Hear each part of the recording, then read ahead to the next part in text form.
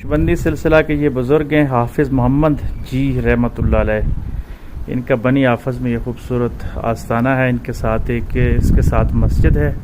ये कब्रिस्तान में बाकी कब्रें हैं। इनकी कब्र की ख़ास बात यह है कि यहाँ संगे मरमर तो लगा हुआ है, लेकिन बाकी मज़ारात की तरह यहाँ पे चादरों का उस तरीके के साथ रश नहीं है। इसके साथ ही ये बनी आफस में जी नक्शबंदी सिलसिले के बुज़ुर्ग हैं जिनको मौलवी बाजी सरकार के नाम से याद किया जाता है। इनका असली नाम आफज अब्दुल कुदूस है। यहाँ इनके दरबार पे एक ये बात मुझे अच्छी लगी है कि यहाँ पे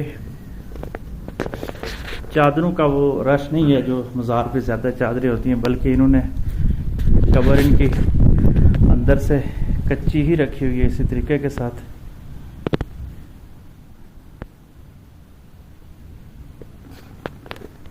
तो अलबत्ता ये बाहर ये